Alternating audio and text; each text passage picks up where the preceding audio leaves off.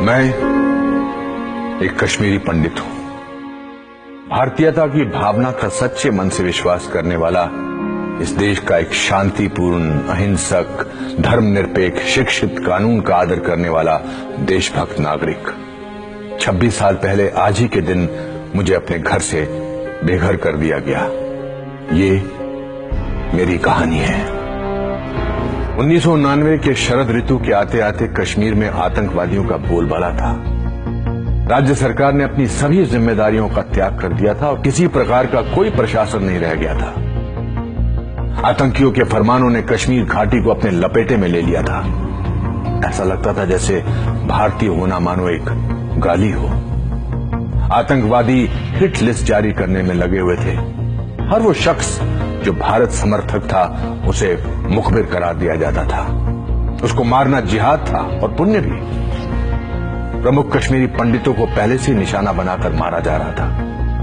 सामाजिक कार्यकर्ता टीकालाल टप्लू को सरेआम दिन दहाड़े श्रीनगर में मारा गया। नीलकंठ गंजू को करनगर में मार दिया गया और उनका शव सड़क पर कई घंटों तक पड़ा रहा।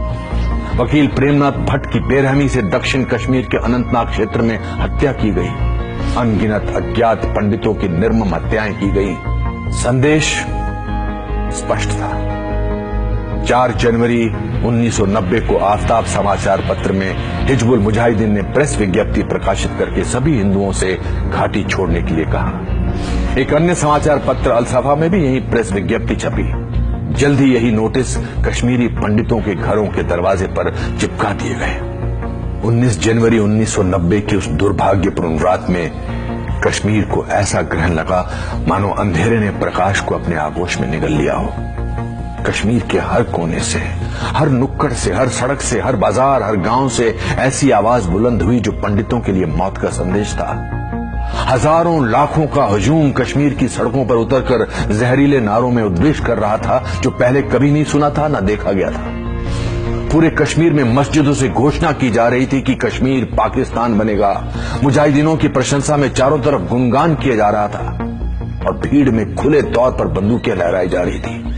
जागो जागो सुबह हुई, रूस ने बाजी हारी है, हिंद पे लर्जा तारी है, अब कश्मीर की बारी है। बार बार ये गाना मस्जिदों से चलाया गया। अगर कश्मीर में रहना है अल्लाह अकबर कहना होगा। ए जालिमों, ए काफिरों, कश्मीर हमारा छोड़ दो। इन नारों का सिलसिला मानो थमने का नाम नहीं ले रहा था। एक बंद होता था तो दूसरा शुरू हो जाता था। इन्हीं नारों में एक नारा था, कश्मीर बनेगा पाकिस्तान पंडित आदमियों के बगैर पर पंडित औरतों के साथ। ये नारा बार बार और जोर शोर से दोहराया गया। अब हमारे डर ने एक नया रूप ले लिया था।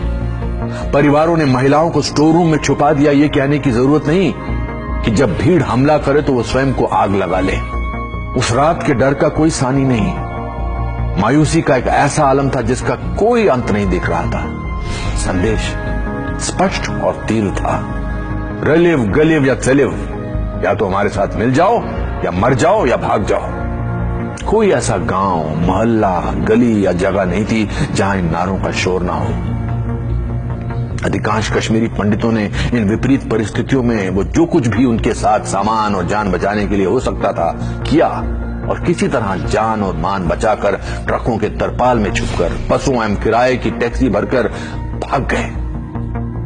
बड़े पैमाने पर पलायन शुरू हो गया। सरकार, बुद्धिजीवियों, निरपेक्षवादियों, देश के प्रति सद्भावना रखने वाले सबकी अंतरात्मा सोने चली गई थी।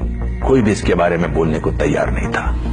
19 जनवरी 1990 के बाद के दिनों में कश्मीरी पंडितों का कत्लेआम शुरू हो गया और कश्मीरी पंडितों पर अत्याचार की इंतहा होने लगी थी। बांदीपुरा में शिक्षिका गिरिराज टिक्कू की गैंगरेप के बाद हत्या की गई। इस तरह की सैकड़ों खबरें आम हो रही थी। इस पर पूरी किताबें लिखी जा सकती है कि किस प्रकार से लोग आतंकवादियों से प्रताड़ित हो रहे थे और किस तरह प्रशासन मूक दर्शक बनकर कश्मीरी पंडितों पर हो रहे अत्याचारों को अनदेखा कर रहा था।